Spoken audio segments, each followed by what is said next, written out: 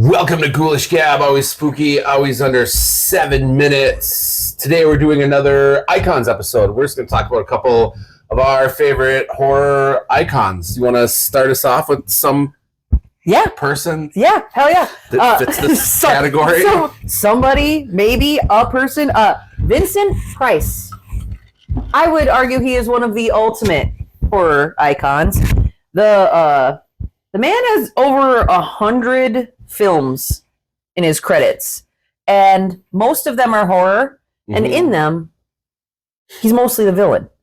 Yeah, which makes sense when you hear his voice. That is a voice that sticks with you for forever. I first heard his voice during the Thriller. Yes. That was my introduction too. Yeah, and I didn't understand why it was such a big deal, and then all of a sudden people are like, no, I think it was my dad specifically who was like, no, this is Vincent Price, and then I started watching, and then I was hooked, and it's so good. He died at 82. He was active for almost 60 years of his life was acting. His final film was Edward Scissorhands. And it's just, you can grab any movie, and even if the movie themselves are not amazing, either through age or production or whatever, he is always excellent, in my opinion. Well, but there is so many good ones too. Because you were the one that told me to watch his version of House of Wax. I think that's my favorite, possibly. It's that and House on Haunted Hill. Yes, yep. Are two of my favorites from him. And when I was looking stuff up for this, did you know that he was also a gourmet cook and wrote a cookbook? And now I think I need to find the cookbook and buy it. There, I believe, was also a short-lived TV show, or maybe even just a pilot of like a Cooking with Vincent Price type thing.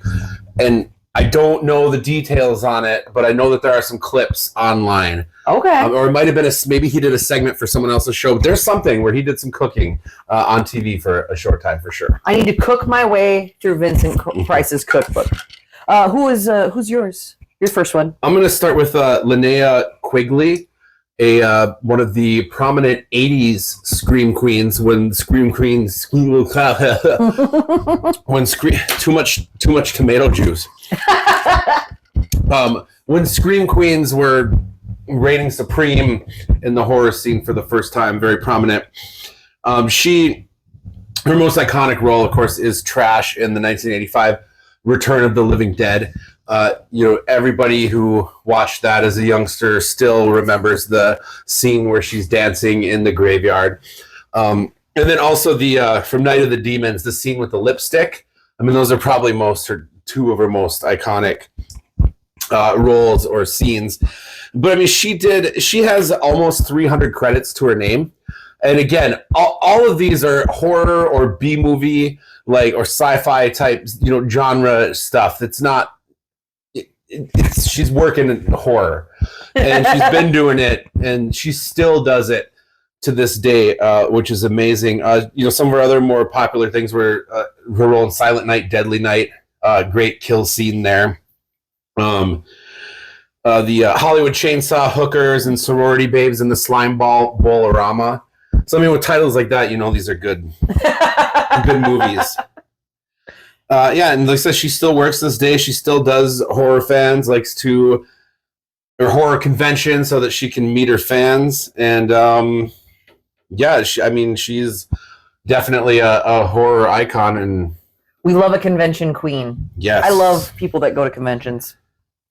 I'd like to talk a little bit about Stephen King. Who is that? You have never heard of the man. Stephen King is amazing. This is a debate for many people, but I love Stephen King because, some of his earlier novels, when he was, on a lot of drugs, have some questionable content. But overall, he is a good author. His stories are great. He writes books that hook you within the first 2 chapters, which is what I need. I read a lot of books, but if you don't hook me right away, I will put the book down. Well, especially because some of his books are like that. So he has written 65 novels / novellas, 7 of which were under the Richard Bachman name.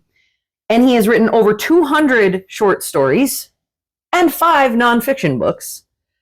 Plus, those Bachman books, he actually did that to test if his stories would still be as well received without his, with his name on it. And because he was writing so fast that he needed to put it under a different name so he wouldn't saturate the market. Was the Running Man under the Richard Bachman? Yes, it was. Okay. Yep. And then a couple little fun facts that I like to point out to people who tell me that Stephen King, they don't like him as much or whatever. Stephen King stopped publishing Rage. He's the one that chose. There's this novel called Rage. It's about a school hostage and shooting. Mm. And it was found to be linked to a few school shootings. And so he made the choice to tell his publisher to stop publishing the book because he didn't want to risk that. Plus, if you need another excuse, just go find any of his social medias and follow his shit. He seems amazing. I want him to be my friend.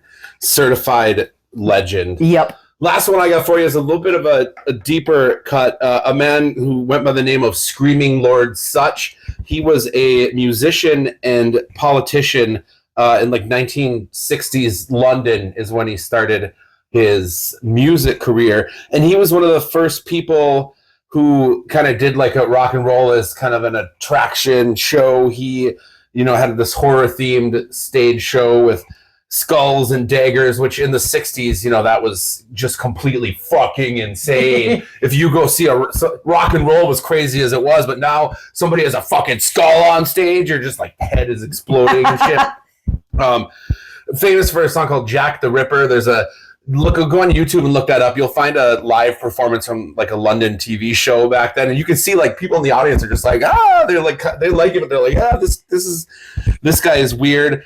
So yeah, he put out a lot of horror themed like rockabilly music. He was also out there hanging out with Robert Plant and the guys in Black Sabbath and shit.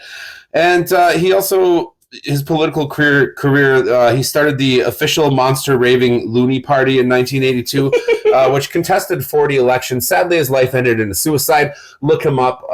Definitely an icon. Not on the same level as some of these other ones we talked about, but check it out. You'll see why. That's all we have for you today. Tell us what you think of those fine folks in the comments, and tell us about some of your favorite horror icons. Okay, bye.